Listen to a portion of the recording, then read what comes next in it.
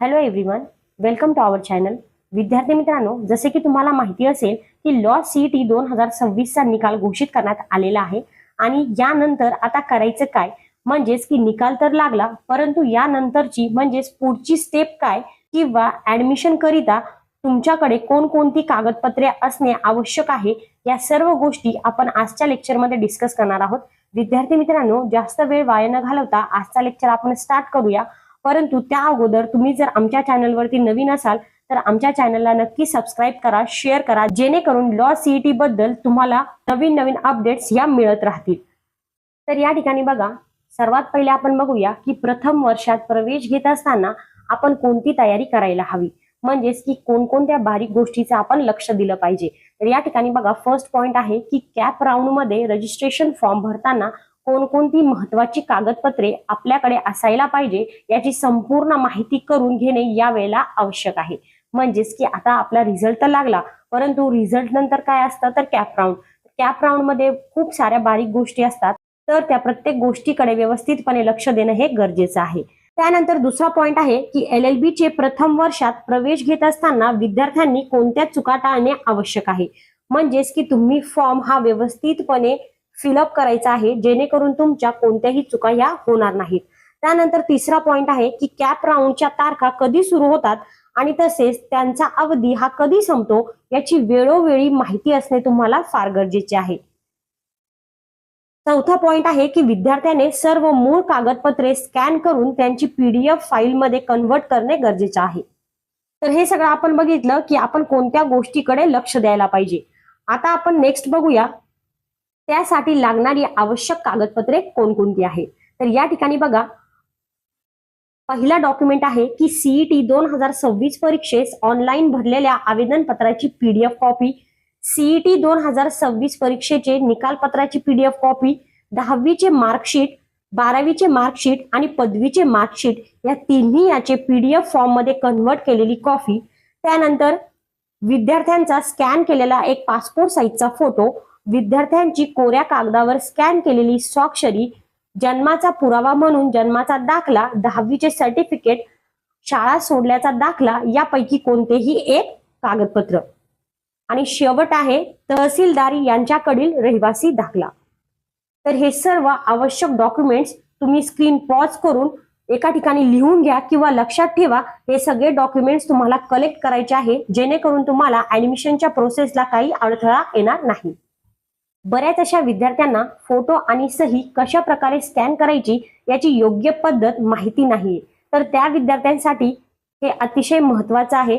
बघा की colour passport साईजचा फोटो आणि त्याची साईज 20 KB ते 50 KB या दरम्यान असावी आणि कोऱ्या पेपरवर सही केल्यानंतर ते स्कॅन करताना त्या इमेजची साईज 10 KB ते 20 KB या दरम्यान असावी आणि फोटो किंवा सही हे JPG आणि JPEG या फॉर्मॅट मध्येच असावे. विद्यार्थी मित्रांनो, फॉर्म भरत असताना तुम्ही जेव्हा फोटो अपलोड करता किंवा सही अपलोड करता तर त्या ठिकाणी तुम्हाला बऱ्याचदा एरर येतो. त्यामुळे ह्या गोष्टी तुम्ही व्यवस्थितपणे लक्षात ठेवायच्या आहे, जेणेकरून तुम्हाला ऐनवेळी काही प्रॉब्लेम येणार नाही. मित्रांनो, आवश्यक कागदपत्रे आणि ते तर झालेच, परंतु यामध्ये बघा सीईटी संदर्भातील मेन कागदपत्रे कोणती आहे तर LLB सीईटी 2026 चे ऑनलाईन भरलेले आवेदन पत्र याची PDF असणे आवश्यक आहे आणि त्याचबरोबर तुमचा रिझल्ट म्हणजेच की स्कोर कार्डची PDF असणे देखील आवश्यक आहे. बऱ्याच अशा विद्यार्थ्यांना काय होतं की जन्माचा पुरावा म्हणून नेमकं कोणतं प्रमाणपत्र द्यायचं हे कळत नाही. तर या ठिकाणी बघा, तुम्ही दिलेल्या यापैकी कोणताही जन्माचा पुरावा म्हणून तुमच्या जवळ एक कागदपत्र ठेवू शकता.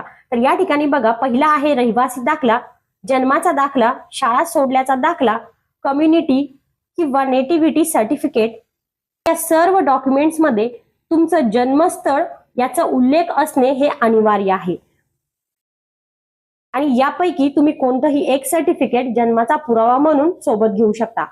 आता आहे कॅटेगरीसाठी, म्हणजेच की जर समजा तुम्ही SC आणि ST या प्रवर्गातून येत असताल तर तुमच्याकडे सर्वात महत्वाचं डॉक्युमेंट कोणतं असणं आवश्यक आहे.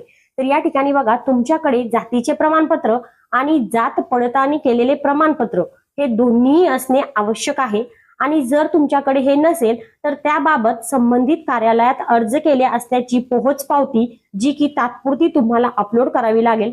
परंतु जेव्हा तुम्ही कॉलेजमध्ये ऍडमिशन घेण्याकरिता जाल तेव्हा तुम्हाला ती ओरिजिनल सबमिट करायची आहे. जर तुम्ही ती ओरिजिनल सबमिट केली नाही तर तुम्हाला आरक्षणाचा फायदा घेता येणार नाही. हे अतिशय महत्वाचं आहे. जे विद्यार्थी कॅटेगरीमध्ये येतात त्यांनी हे लक्षात ठेवायचं आहे. त्यानंतर आहे इतर आरक्षणाबाबत, म्हणजेच की विमुक्त जाती व भटक्या जमाती म्हणजेच व्हीजेएनटी, ओबीसी, एसबीसी या सर्व कॅटेगरीमध्ये मोडणाऱ्या विद्यार्थ्यांकडे जातीचे प्रमाणपत्र असणे आवश्यक आहे आणि त्याचबरोबर जात पडताळणी केल्याचे प्रमाणपत्र नॉन क्रिमिलियर सर्टिफिकेट हे असणे आवश्यक आहे. नॉन क्रिमिलियर सर्टिफिकेटची व्हॅलिडिटी ही तुम्हाला 31 मार्च 2027 यापर्यंत असणे गरजेचे आहे. जर तुमच्याकडे व्हॅलिडिटी 2026 ची असेल तर तुमचा फॉर्म हा बाद होऊ शकतो, म्हणजेच रिजेक्ट होऊ शकतो.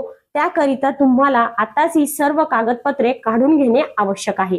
हे अतिशय महत्वाचा पॉइंट आहे. तुम्हाला व्हॅलिडिटी किती पाहिजे तर 31 मार्च 2027 पर्यंतची. त्यानंतर आता हे ओपन कॅटेगरीसाठी विद्यार्थी मित्रांनो, ईडब्ल्यूएस ही एक ओपन कॅटेगरीमध्ये असणाऱ्या विद्यार्थ्यांसाठी आणि जे आर्थिकदृष्ट्या मागास असलेल्या लोकांसाठीची एक श्रेणी आहे. ज्याचे कौटुंबिक वार्षिक उत्पन्न 8 लाख रुपयापेक्षा कमी आहे त्यांना शिक्षण आणि शासकीय नोकऱ्यांमध्ये 10% आरक्षणाचा लाभ मिळतो. तर त्या विद्यार्थ्यांसाठी ईडब्ल्यूएस हे डॉक्युमेंट असणे फार आवश्यक आहे आणि याची देखील तुम्हाला 31 मार्च 2027 पर्यंतची व्हॅलिडिटी असणे गरजेचे आहे. या ठिकाणी तुम्ही स्क्रीनवर बघू शकता की शैक्षणिक वर्ष 2026-27 करिता व्हॅलिडिटी असणारे ईडब्ल्यूएस चे तहसील कार्यालयाचे चालू वर्षाचे प्रमाणपत्र तुमच्याकडे असणे आवश्यक आहे. आणि जर समजा ते प्रमाणपत्र मागील वर्षाचे असेल म्हणजेच 25-26 चे असेल तर ते चालणार नाही आणि ते ग्राह्य देखील धरल्या जाणार नाही. त्यामुळे तुम्हाला या आरक्षणाचा देखील फायदा घेता येणार नाही. ही गोष्ट तुम्ही व्यवस्थितपणे लक्षात ठेवायची आहे. आणि जे विद्यार्थी अपंग प्रवर्गात मोडतात तर त्यांच्याकरिता कोणते डॉक्युमेंट असणे आवश्यक आहे बघा. अपंग असल्याबाबतचे प्रमाणपत्र, जिल्हा आरोग्य अधिकारी यांनी प्रमाणित केलेले अपंगाचे प्रमाणपत्र आणि 40% अथवा त्यापेक्षा जास्त अपंग असल्याबाबतचे जिल्हा रुग्णालयाचे प्रमाणपत्र. त्यानंतर पुढे दिलेला आहे की तुम्ही जर अनाथ असताल तर तुमच्याकडे अनाथ असल्याबाबतचे प्रमाणपत्र असणे गरजेचे आहे. जर समजा तुम्ही अनाथ असताल तर त्याबाबतचे अनाथ असल्याचे प्रमाणपत्र असणे अनिवार्य आहे आणि ते प्रमाणपत्र प्रादेशिक उपायुक्त महिला आणि बाल कल्याण विभाग यांच्याकडे मिळणारे अनाथ असल्याचे बाबतचे प्रमाणपत्र असावे. तर हे का असावे? महाराष्ट्र शासनाने अनाथ मुलांसाठी 1% समांतर आरक्षण लागू केले आहे. अनाथ मुलांना कोणतीही जात किंवा धर्म माहीत नसल्यामुळे त्यांना शासकीय लाभांपासून वंचित राहावे लागू नये म्हणून ही विशेष श्रेणी त्यांना देण्यात आली आहे. जर तुम्ही अनाथ असाल तर तुम्ही या दोन गोष्टी व्यवस्थितपणे लक्षात ठेवायच्या आहे. तर आता आपण बघूया की तुमचा प्रवेश केव्हा हा नाकारला जाऊ शकतो, म्हणजेच की कोणत्या स्वरूपामध्ये तुमचा फॉर्म हा रिजेक्ट होऊ शकतो. या ठिकाणी बघा, तुम्ही जर कॅप राऊंडचा फॉर्म भरताना चुकीची माहिती भरली असेल तर ऑफकोर्स तुमचा फॉर्म हा रिजेक्ट होऊ शकतो. त्यानंतर मूळ कागदपत्रे अपलोड न केल्यास, म्हणजेच की ओरिजिनल डॉक्युमेंट्स तुम्ही जर अपलोड केले नाही तर त्या स्वरूपात देखील तुमचा फॉर्म हा रिजेक्ट होऊ शकतो. बनावट कागदपत्रे प्रत्यक्षात कॉलेजमध्ये प्रवेश घेत्यावेळी दिल्यास. त्यानंतर आहे तुम्ही जर कॅप राऊंडचा फॉर्म भरताना चुकीची कागदपत्रे अपलोड केले आणि व्हेरिफिकेशन दरम्यान ते आढळून आलेस तर तेव्हा देखील तुमचा फॉर्म रिजेक्ट होऊ शकतो. तर वरील सर्व गोष्टी काळजीपूर्वक विद्यार्थ्यांनी लक्षात ठेवूनच फॉर्म भरायला हवा. तर विद्यार्थी मित्रांनो, अशा प्रकारे आपण बघितलं की लॉ सीईटी मध्ये प्रवेश घेत असताना कोणती तयारी आपण करायला हवी, त्यासाठी असणारी आवश्यक कागदपत्रे कोणती, फोटो आणि सही कशा पद्धतीने स्कॅन करायचा आणि सीईटी संदर्भातील कोणकोणती कागदपत्रे तुमच्याकडे असणे आवश्यक आहे. त्याचबरोबर कॅटेगरीमध्ये असणाऱ्या विद्यार्थ्यांनी म्हणजेच की SC, ST, VJNT, OBC, SBC आणि ईडब्ल्यूएस या सर्व विद्यार्थ्यांनी कशा प्रकारे डॉक्युमेंट स्वतःकडे जमा करायचे आहे आणि कधी तुमचा फॉर्म म्हणजेच कोणत्या परिस्थितीत तुमचा फॉर्म हा रिजेक्ट होऊ शकतो, या सर्व गोष्टी आपण आजच्या लेक्चरमध्ये डिस्कस केलेल्या आहे. विद्यार्थी मित्रांनो, आय होप की आजचा हा लेक्चर तुमच्यासाठी फार महत्त्वाचा ठरला असेल. तुम्ही जर आमच्या चॅनलवर नवीन असाल तर चॅनलला नक्की सबस्क्राईब करा, जेणेकरून पुढील येणारे अतिशय महत्त्वाचे व्हिडिओज तुम्ही बघू शकता. तर विद्यार्थी मित्रांनो, व्हिडिओ आवडला असेल तर लाईक करा, शेअर करा आणि चॅनलला सबस्क्राईब करा. धन्यवाद.